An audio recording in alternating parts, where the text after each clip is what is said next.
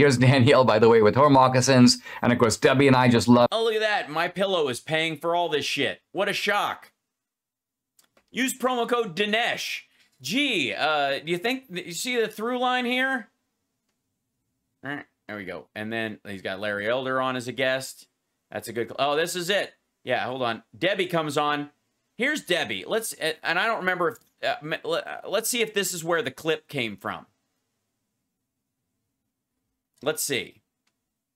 Here with Debbie, we're discussing, we want to discuss some huge developments. The Supreme Court decision just out 5-4 with Justice Roberts joining the three liberals.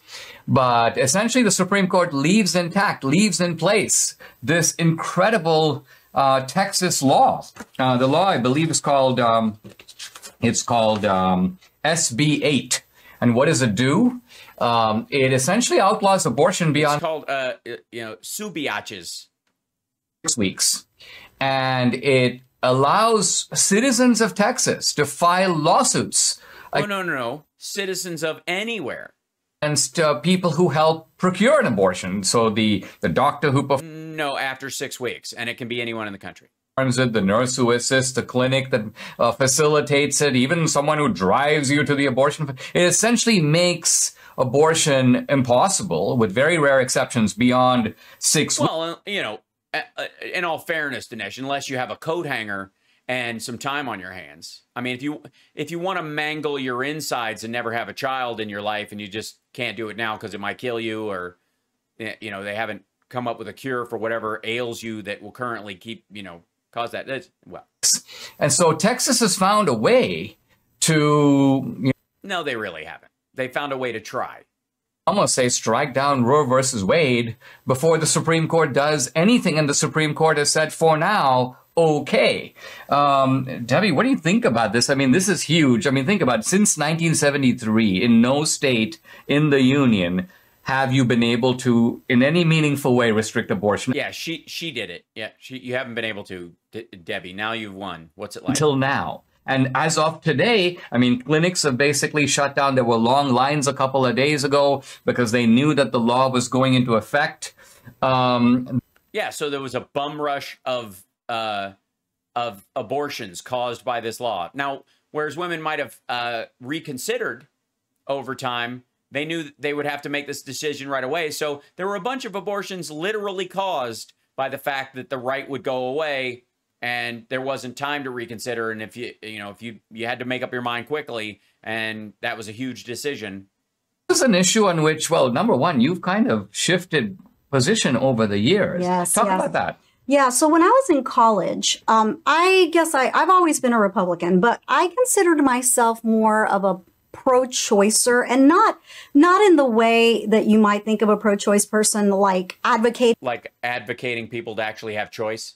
Abortion. I certainly did not advocate abortion. I knew it was murder, so I did not advocate for it. However, I knew it was murder, but I thought you should have the right to choose murder. I always thought it was murder, but I thought, murder should always be an option, in our Judeo-Christian kind of a way. Not want to do anything to stir the pot. In other words, if a woman... Yeah, I know it's murder, but I don't want to ruffle any feathers. ...wanted to have an abortion, I felt like it was her business to have one. Which it's clearly not. It is the government's business and her fellow citizens' business. If she wants to have an abortion, it's all our business. It takes a village, I think is the phrase you're looking for, Debbie. I was not going to, What changed your mind? What changed my mind? So... The Lord. I'm going to go with the Lord. Because we have to outbreed these Afghans that are coming. I was 28 years old, with my first husband, got pregnant. Interesting. And had a miscarriage at about, I would say, 7. Oh, you mean God gave you an abortion? I mean, if you're being awful, why not go? I mean, if you're going to walk up to the bell, ring the bell. 8 weeks. But before I had that miscarriage, I was having a lot of issues. And before I had that miscarriage, I saw the baby. Honey, you have a lot of issues right now. I'd like to say, hold on one second. I said that all wrong. Give me 1 second. There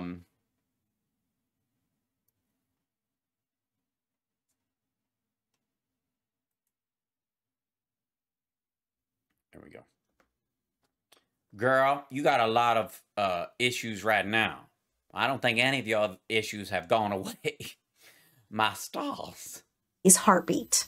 So I immediately knew that there was a beating heart inside of me. I mean, pause. And, The reason yes. this is significant, I think, is because Yeah, don't let her talk too long. Women should not be allowed to talk too long, Dinesh. The rule is 1 sentence, and then if you've earned it, another half sentence, and then an apology for interrupting the man. That's thank you, Dinesh, for putting her in her place right now. is in fact the boundary set by the Texas law. Right, but it's called the heartbeat bill because it means that. Well, you called it that, obviously. Now, I wanted to call, and I know I shouldn't be saying this as a woman and as a Texan, but I wanted to call the stand your ground law the heartbeat law because it was the last heartbeat someone would have, you know, before I used my little Colt 45 I carry around for medicinal purposes. And in the case I had to say, I don't know, someone attacked me and I had to abort them, if you understand my meaning. Heartbeat, and I want to tell you that even before 6 weeks. So anyway, so I saw the baby's heartbeat before the 7 weeks, right? So unfortunately, it didn't make it, and therefore the Lord thought you shouldn't be a parent, and yet you tried again. Even the Lord gave you a warning early on and said, never, never, never, never, ever have another baby, especially if it involves Dinesh D'Souza. And yet you would not listen to this is what happens when women interrupt the men's. I did lose that pregnancy, and I felt the loss like I would have felt for any child that I would have. Never second guess the Lord. Then fast forward a little bit later, I got pregnant. Yeah, skip all the part in between where you're with that other man, trying desperately, having intercourse again and again. Don't bring that up in front of Dinesh. He's your man now. That man no longer exists. Again, and I was having issues again. I thought I was having a miscarriage, and this was between 5 and 6 weeks of pregnancy, which is really about the time when you miss a period, right? But well, it's about the time you miss a period. I have never missed a period in my life. I was pregnant immediately, and so I was having a lot of problems. I went to the emergency room. Girl, you still have a lot of problems. Ask Dinesh. And one of them is talking too much. You have interrupted your man. My then doctor, who's a friend of mine, actually. Excuse me? What kind of friend are we talking about? Now, so a pregnancy doctor, and you're very close to this man? It's not a woman doctor, is it? That's a violation of the law. Performed a ultrasound, and I saw Justin's heartbeat between 5 and 6 weeks gestation. And so, she said, look at your baby. And you could see, like, it looked like a little butterfly just going, tick, tick, tick. A little flutter is what she called it. Mm-hmm. She said, no, the baby's okay. The baby's alive. So I immediately just, this whole pro-choice thing was out the window immediately because I knew that there was a life growing inside of me. And for So let me understand this, if I may. You've been pregnant twice. The Lord took your first one away in your belief system, which is the right belief system. Don't confuse yourself. And from that, you decided that, not that God is apparently pro-choice, because he can make these choices on your behalf, but that no one else should have a choice. I see. Need to think that very good, by the way. I'm with you 100%. Okay. Well, 82%, obviously. I have a lot of other things to think about. I can't get all caught up in your nonsense or whatever. And I find your choice of men ultimately problematic. Not him, obviously. That's your current male, and therefore you should bow down to him at every turn. But this doctor is what I'm concerned about. That's for a human being to end the life of another human being because of inconvenience Mm-hmm. So you are against gun sales now. I see. As I mean, think of horrific. the dishonor. Well, you know, or the death penalty, for example. I mean, obviously, it's very inconvenient that someone on death row is eating food provided by the taxpayer. That is no minor inconvenience. Of the phrase, you know, reproductive right. Okay, first of all, this is getting a little too weird, and some of you are enjoying that a little too much. I have concerns. Because the truth of it is, you've already reproduced. You know what I mean? Exactly. The reproduced Exactly. being exists and is in fact genetically distinct. It's inside of you, but it's not the same as you. Exactly. Well, yeah, it's very different. And apparently, what do we know about Justin now? What are we talking Exactly. So I think that is the reason why I became so impassionate with You mean anti-choice? pro-life movement. Uh-huh. And I got back into politics. I was a political science major, and I kind of lost my way a few years there, having children and stuff. Children. But then shit. I haven't watched this. Man, was that dead on. I lost my way having children. Listen to this shit. Holy God. Listen. Major, and I kind of lost my way a few years there, having children. But then in about two. I what? So, a lot of people stray from the straight and narrow by having children. 2008, I got involved with the Republican Party again. And in 2013, Texas. You left your husband and married Dinesh? Leave it to Texas, the trailblazers here in this. Yeah, especially in the area of power grids. I'm sorry, not trailblazer, garage blazers. People's garages caught fire because they were running generators in them with kerosene, and they had what was the first restrictive anti-abortion law in the country. And that was that you could not have an abortion after 20 weeks. So this was met with a lot of resistance. And it reminds me really of the people that are right now at the Capitol. We have a short clip. We're going to take a moment and watch it. This is a clip of a group of people demonstrating outside the Texas State House. Listen.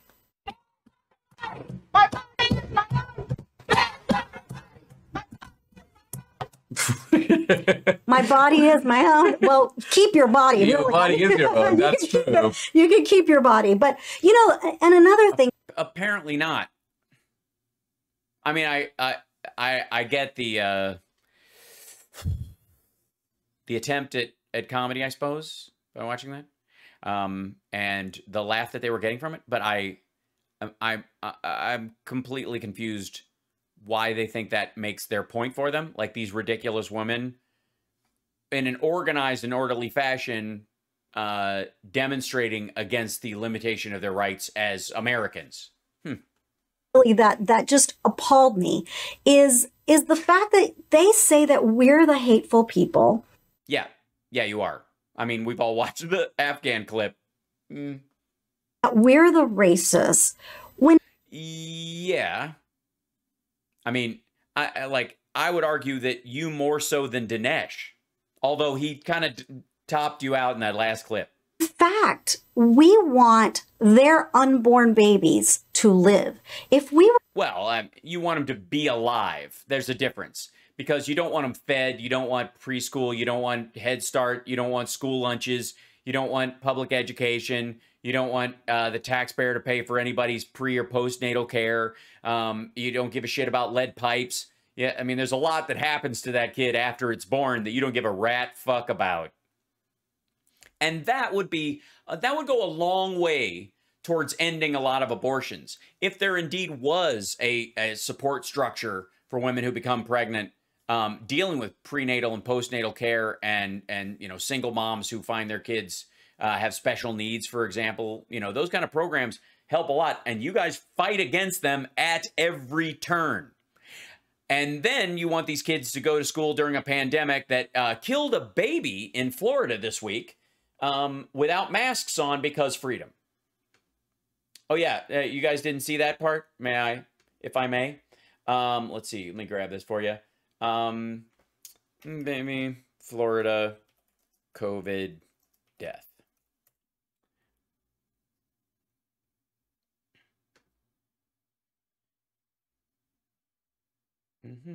Skip this.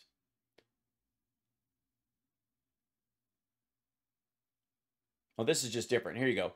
This actually is August 13th. This is different, though. A new mom only got to hold her newborn baby a few short minutes before dying from COVID-19, family says. But, you know, pro-life. Yep. Let's see. Hold on. Back this up. Here you go. Yeah. Here's your pro-life for you, Debbie. 2 children, including newborn, die from COVID-19 in Duval County. One county. 2 children and a baby dead. Jacksonville, Florida. A 2-week-old baby in Duval County has died from COVID-19, becoming one of the youngest victims to die. One of them. Not the. One of the. Dr. Michael Gale, the medical director of Pediatric Intensive Care Unit at Wolfson Children's Hospital, reported the sad news during an online webinar Wednesday. The webinar featured local doctors around Jacksonville area who were giving a COVID-19 update. Gale said a second child also died from the virus. Action News Jax, which sounds like an 80s character from the 80s. Action News Jax, or something you do if you really like the news. Our medical expert, Dr. Michelle Aquino, has reported about how contagious the Delta variant is for children. Centers for Disease Control and Prevention has reported around 470 pediatric deaths from ages 0 to 18 since the start of the pandemic. When it comes to the number of cases in Florida, the state is now issuing only weekly reports, while many hospitals are choosing to do daily reports. 4 of the 7 deaths, including a 16-year-old, happened during the latest COVID-19 cases brought on by Delta variant in the Jacksonville area, which began in late June. As of Thursday, within the Baptist Health 5 hospital health system, there are 368 COVID patients. Of those patients, 349 of them are adults, 19 are children, and of those children, 4 are in the ICU. Obviously, the 3 that are dead are not, Debbie will be happy to know, are no longer in the ICU. More than 90% of the coronavirus patients under 12 or older are not fully vaccinated. I think age 12 or older are not fully vaccinated. Our hearts go out to the families. We urge parents and caregivers to take precautions to protect themselves and their children from COVID-19.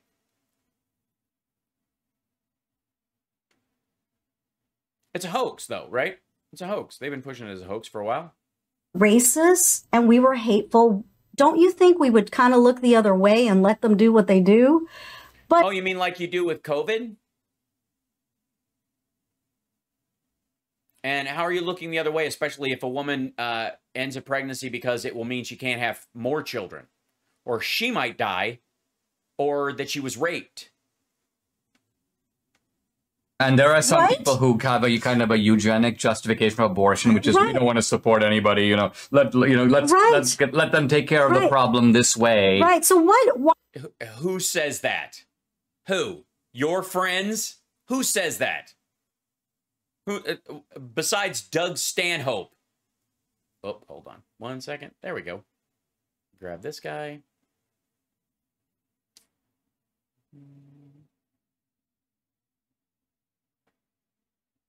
Do we care so much about these bohemians having children? Bohemians, just hippies getting knocked up and then, getting their uterus scraped for shits and giggles. Would think if we were that hateful that we wouldn't want more bohemians in this world, right? Well, you clearly don't. But bohemians, all right. I'm sorry. Are you adopting a bunch of bohemians? But that is not the case. One of the hashtags that I'm seeing on social media, which I think... the Bohemians have beards just like the Taliban. I'm just saying. Really interesting. They're trying to demonize the right, and their hashtag is American Taliban. Oh, now, there is one point I want to make about this, because we think, well, in the case that say, I don't agree with that comparison. I think it's a cheap shot. But let's just go with a woman dies because she's killed by the Taliban. A woman dies because she's denied a constitutionally guaranteed medical procedure because of your choices on her behalf, because it's against your religion and your beliefs. That's where the overlap kind of makes sense. That's where it's coming from. Taliban's against abortion. We're against abortion. Wait a minute. First of all, the Taliban is not against abortion. You know what the Taliban wants? They're against abortion for Muslim women. Why? Because they want more Muslim babies born into the world. Right. That's why you want more babies, because you think people are aborting future Christians.